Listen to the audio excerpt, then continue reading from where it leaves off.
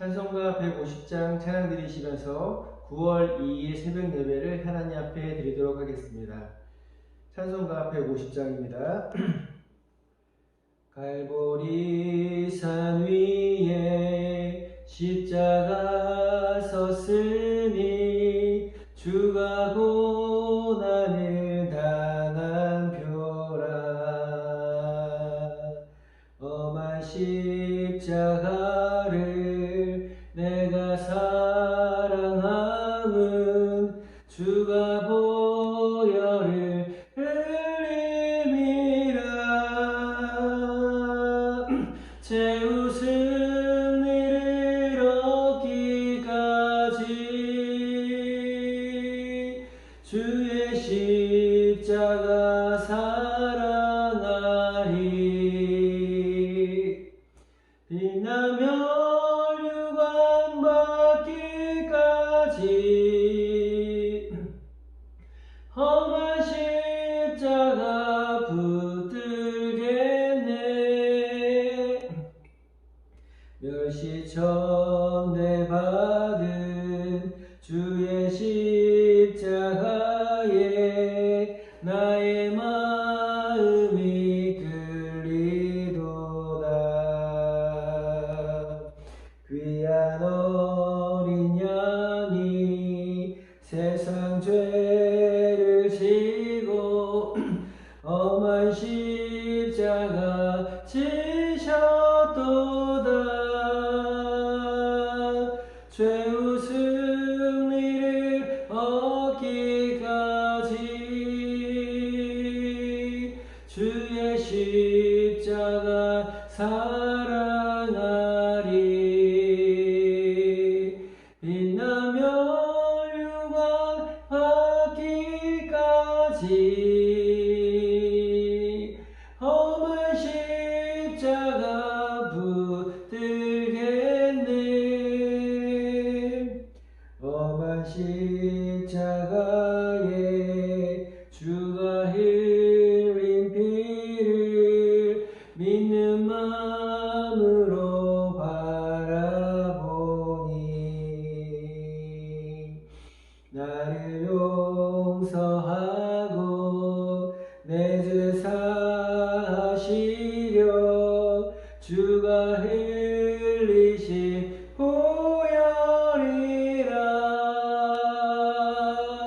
죄 웃음 이를 얻기까지 주의 십자가 사랑하리. 빛나며 유관 받기까지 험한 십자가 붙들겠네. 주님 예비하신 나의 본향집에 나를 부르실 그날에는 영광 중에 계신 우리 주와 함께 내가 죽도록 충성하리. 죄 웃음 이를 얻기까지 주의 십자가 사랑하리. 빛나며 유관 받기까지 험한 십자가 붙들겠네. 아멘. 사도신경으로 신앙 고백하겠습니다.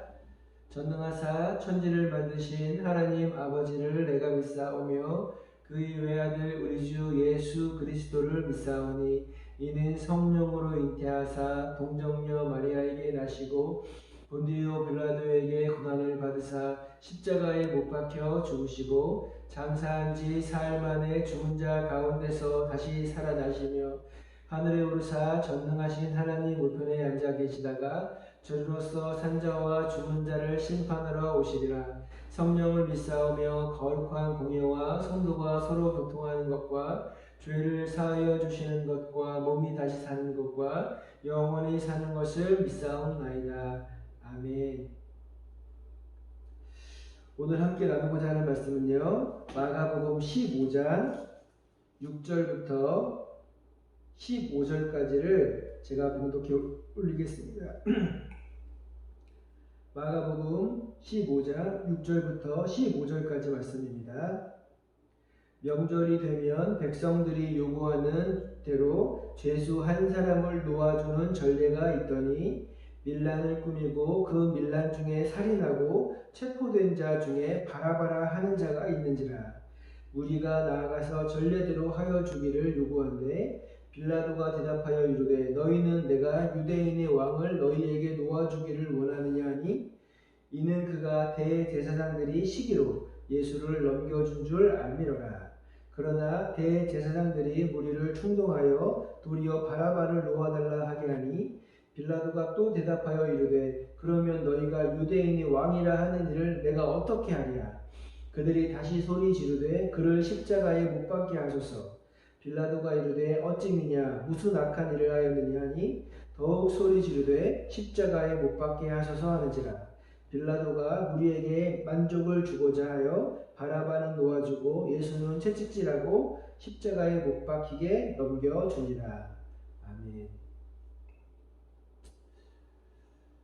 오늘 마가복음 15장을 통해서요, 예수님은 왜 십자가를 지신 것인가 라고 하는 주제로 잠시 말씀을 나누고자 합니다. 그 사람들은 말합니다. 예수님은 자신의 죄 때문에 십자가를 진 것이라고, 그래서 죽으신 것이라고 이야기하는데요. 정말로 예수님은 자신의 죄로 인해서 십자가를 죽으신 건지 한번 알아보는 시간을 갖도록 하겠습니다. 이 마가복음 15장에 등장하는 대제사장, 제사장들과 그리고 빌라도의 입장에서 한번 예수님의 십자가 사건을 살펴보는 시간을 갖도록 하겠습니다. 먼저 제사장들인데요.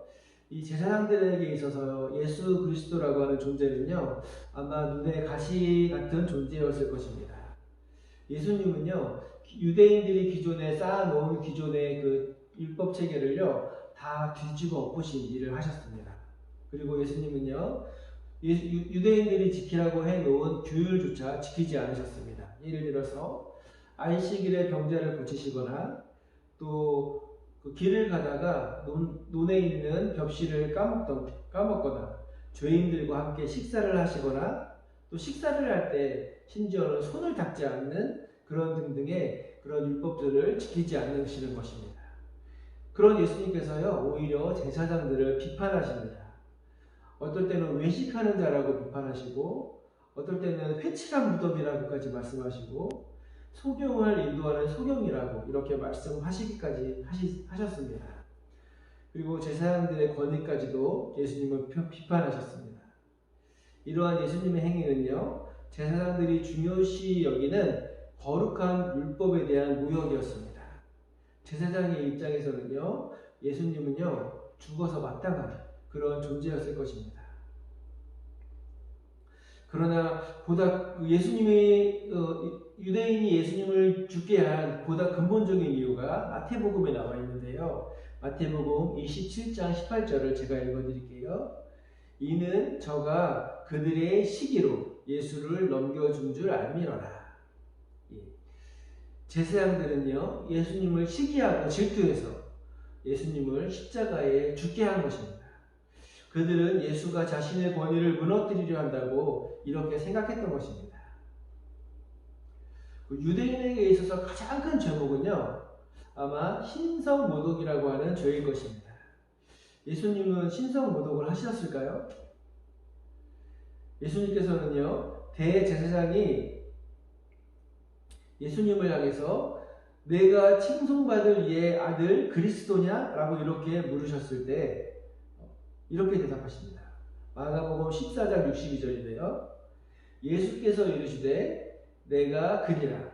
인자가 권능자의 우편에 앉는 것과 하늘 구름을 타고 오는 것을 너희가 보리라 하시니. 이때 제사장의 반응이 어땠을까요? 마가복음 14장 64절을 제가 읽어드릴게요. 그 신성모독하는 말을 너희가 들었도다. 너희는 어떻게 생각하느냐 하니 그들이 다 예수를 사형에 해당한 자로 정죄하고 라고 이렇게 기록되어 있습니다. 예수님을 하나님의 독생자 아들로 인정하지 않는 사람들이 보기에는요, 예수님은 분명한 신성모독을 하였습니다.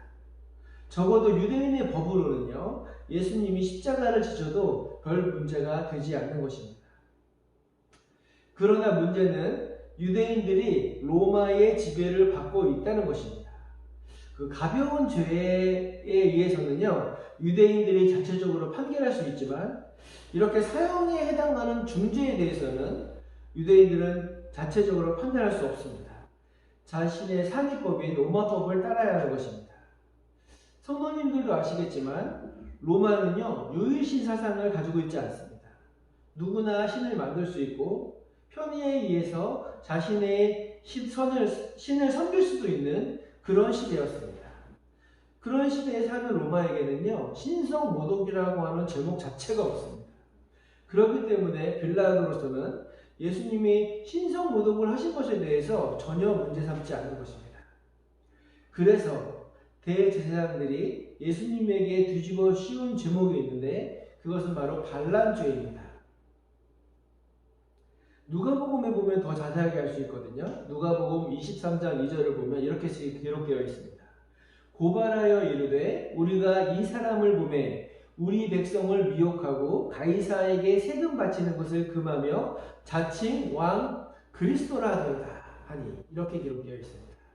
여기서 보면 세 가지 제목이 나오는데 백성들을 현혹한다. 그리고 두 번째는 카이사에게 세금 바치는 것을 금한다. 그리고 세 번째는 자칭 그리스도 왕이라고 한다 라는 것입니다. 이것은 빌라도에게 아주 중요한 문제입니다. 당시에 로마가 가장 걱정하고 있는 것은요, 자신들이 점령하는 국가들이 반란을 일으키는 것이었거든요. 그래서 누군가가 반란을 일으키려고 한다는 고소를 하면요, 아주 민감하게 그것을 판결하는 것을 볼 수 있습니다. 그런데 문제는요, 빌라도는 적어도 예수의 무죄를 확신하고 있었습니다. 누가복음에 보면요, 그는 예수의 무죄함을 3번이나 선언한 것을 볼 수 있습니다. 그러나 그는 예수님의 유죄를 인정하여 형을 언도하지는 않았지만 또 그렇다고 해서 무죄함을 판결하지도 않았습니다. 이는요, 유대 지도자들과 백성들이 요구하는 것을 수용하지 않을 수밖에 없었기 때문에 그런데요. 그래서 그는 여러 가지로 도피 수단을 마련합니다. 첫 번째로는요, 책임을 전가합니다. 예수님을요, 자신이 직접 판단하지 않고 분봉왕 헤롯에게 넘겨버립니다. 그리고 두 번째는요, 미봉책을 쓰기도 합니다. 예수님을 십자가에 넘겨주는 대신에 그냥 때려서 놓아주겠다라고 이렇게 선언합니다. 최고형보다는 좀 덜한 그 태형으로 다스리려고 했지만 그것으로 그 군중들의 그 요구를 수용하지는 못했던 것입니다. 그리고 잘못된 판단으로 예수님을 놓아주려고 합니다. 6월절에 제수 한 명을 풀어주는 그 전례가 있는데 살인자인 바라바와 예수 중에 선택하라고 하면 당연히 예수님을 선택할 줄 알았던 것입니다. 그러나 그 군중들은요, 바라바를 살려주기를 선택했습니다. 그리고요, 마지막까지 예수의 결백함을 옹호해 주었습니다. 그는요, 예수님을 군중들에게 내어주는 그 순간에도 자신의 손을 씻는 행위를 통해서 나는 이것과 무관하다 함을 이렇게 주장하였습니다. 요한복음에 보면요, 군중들은요, 빌라도의 약점을 너무나 잘 알고 있었다고 기록되어 있습니다. 요한복음 19장 12절을 보면요, 이 사람을 놓아주면 가이사의 충신이 아닙니다. 무릇 자기를 왕이라 하는 자는 가이사를 반역하는 것입니다. 라고 이렇게 해서 빌라도를 충동하는 것을 볼 수 있습니다. 빌라도는요, 자신이 지배하고 있는 이스라엘의 안정을 바랬습니다. 그는 이스라엘 사람들과 타협하고자 한 것입니다. 그래서 죄 없는 예수님을요, 십자가에 내어주는 대신에 이스라엘의 폭동을 막고자 하는 것입니다. 이처럼 예수님께서는요, 자신의 권력을 놓치지 않으려는 제사장들과 현실과 타협하여 내란을 막아보려는 벨라도의 잘못된 판단으로 죽임을 당하게 되신 것입니다. 그러나 한편으로는요, 이 모든 것은 하나님이 예정하신 것으로 우리의 죄를 사하시기 위해서 예수님이 스스로 이 십자가의 길을 묵묵히 걸어가신 것을 우리는 인정해야 합니다. 사랑하는 왕성교회 성도 여러분, 하나님의 아들이신 예수 그리스도께서 우리의 죄를 사하시기 위해서 십자가의 길을 걸어가신 그 크신 사랑을 깨닫는 그런 귀한 하루가 되시기를 주님의 이름으로 축원드립니다. 기도하겠습니다. 사랑의 하나님, 감사합니다. 마가복음에 기록된 예수님의 십자가 사건을 읽으면서 모든 것이 인간의 손과 결단을 통해 진행되어진다 할지라도 하나님 아버지의 예정된 수순대로 우리 죄를 위하여 죽으신 예수 그리스도의 크신 사랑을 깨닫게 하시니 감사드립니다. 예수님의 희생을 통해 받게 된 구원의 감격을 우리 마음속 깊이 되새기며 감사하는 하루가 되게 하시고 우리 왕성교회 모든 성도들이 이런 이 크신 예수 그리스도의 사랑을 주변의 사람들에게 전할 수 있는 그런 기회로 삼을 수 있도록 인도하여 주시옵소서. 이 시간에 있는 처소에서 예수 그리스도께 하나님께 기도하는 모든 성도들의 기도의 그 소망들을 주님 들어주시고 응답하셔서 우리 모든 왕성교회 모든 성도들이 하나님께 응답받는 그런 귀한 하루 될 수 있도록 주여 인도하여 주시옵소서. 예수님의 이름으로 기도드립니다. 아멘. 주기도문 하시고 중보기도로 나누며 기도하겠습니다. 하늘에 계신 우리 아버지여, 이름이 거룩히 여김을 받으시오며 나라에 임하옵시며 뜻이 하늘에서 이루어진 것 같이 땅에서도 이루어지이다. 오늘날 우리에게 일용할 양식을 주옵시고 우리가 우리에게 죄지은 자를 사하여 준 것 같이 우리의 죄를 사하여 주옵시고 우리를 시험에 들게 하지 마옵시고 다만 악에서 구하옵소서. 대개 나라와 권세와 영광이 아버지께 영원히 있사옵나이다. 아멘. 제일 먼저 담임 목사님의 영육권의 강건함과 이 마지막 시대에 하나님의 귀하게 쓰임받는 주의 종으로서의 사역을 온전히 감당할 수 있도록 함께 중보해 주시기를 부탁드리겠습니다. 우리 왕성교회의 부흥을 위해서 같이 기도했으면 좋겠습니다. 그리고 사람을 살리고 교회를 세우고 이웃을 잘되게 하는 이 표대로 우리가 하나님의 뜻을 온전히 성취할 수 있는 그런 귀한 교회 될 수 있도록 기도해 주시고요. 2023 비전을 온전히 이루셔서 정말 이 시대의 빛과 소금의 역할을 감당하는 그런 귀한 교회가 될 수 있게 해달라고 같이 기도했으면 좋겠습니다. 세 번째로 코로나가 속히 지나가게 하시고 치료제가 속히 개발되게 하셔서 정말 우리가 하나님 앞에 예배가 회복되어지는 그런 귀한 시간이 속히 올 수 있게 해달라고 기도해 주시고 지금 코로나로 인해서 힘들어하는 사업장과 또 직장과 가정을 주님 회복시켜 주셔서 주님 앞에 정말 감사와 찬양이 넘쳐나는 그런 귀한 우리 성도들 될 수 있게 해달라고 같이 기도했으면 좋겠습니다. 주변에 몸이 아픈 지체들이 있습니다. 하나님께서 크신 치유의 사랑을 허락하여 주셔서 정말 신유의 역사가 일어날 수 있게 해달라고 같이 기도했으면 좋겠습니다. 마지막으로 각자 마음속에 있는 기도의 소망들을 하나님 앞에 내어놓고 기도하며 오늘 새벽 예배를 마치도록 하겠습니다. 같이 주여 한번 외치고 기도하겠습니다. 주여!